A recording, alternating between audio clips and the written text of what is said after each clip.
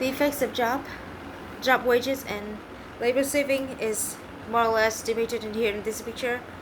This is MIT's bake bar, where they serve people or patients with food on the tray, and they take time off for nurses and doctors to go into actual tests that actually less time consuming and do matter in the field.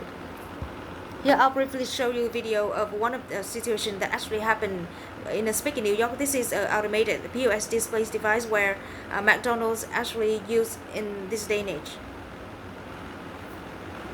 As you can see, the person is go up to the POS other, and he's briefly gonna walk up, select the screen, and choose what he wants.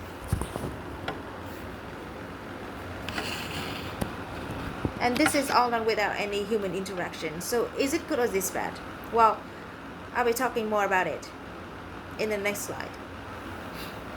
So the challenges of robots, automated devices, and so on and so forth.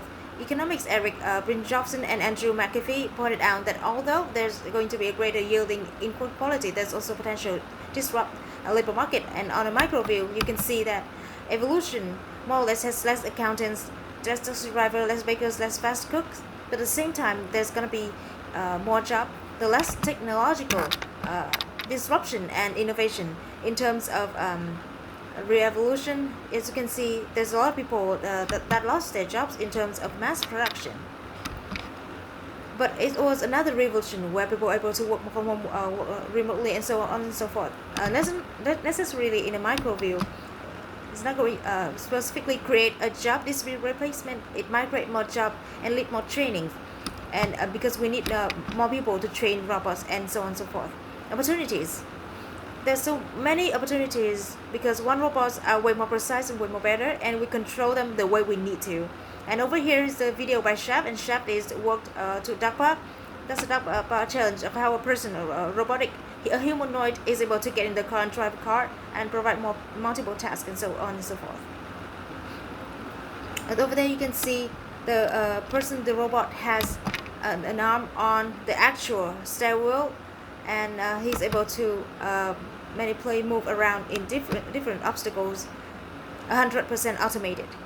And here a robot going over like complex obstacles and trying to balance themselves just to see how complex and how capable it is go through a certain complex environment.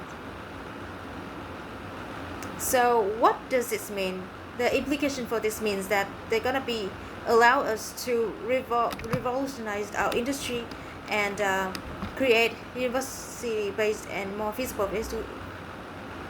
The quality of life has increased. Not only has that affected us in the way we live today, technology has become rapidly cheaper.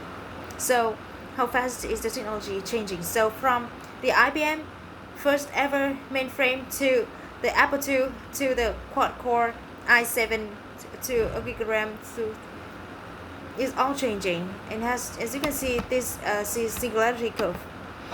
This curve right here is the singularity. Currently, right now, we have a computer that's the size of a rat, and the brain power is enough to compute something that a rat would. By 2045, we should hit singularity, and by that means that we can able to compute the same capabilities or have the same computing power as human brain.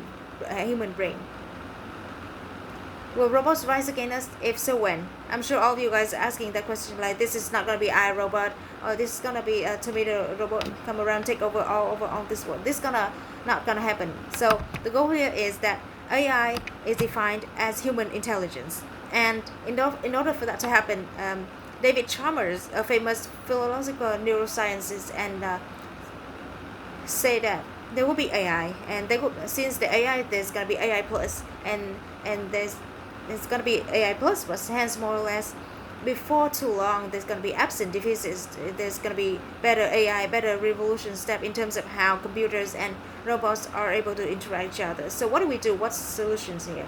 Solution is to create desirable environment for robots and to lock them in a virtual world, which is more or less create a leak-proof singularity. You're not preventing them from escaping, but their own. Because similarity in our environment, our world is going to create a big disparity regarding how it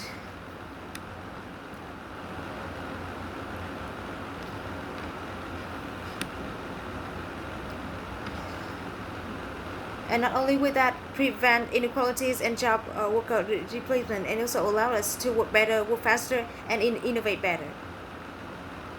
This is a famous quote by Elon Musk that says, "Human must someday merge a merging machine in order to avoid becoming absolute." I'm sure many of you guys are familiar with a recent statement about Neuralink, where they plans on merging robot with humans, and they're able to have more computing power, more so on and so forth, and they're able to interact with humans, because the way it is, there's a new technological revolution coming along, and it's either humans innovate and move forward, or we will get left behind. And I know, and I like to say thank you.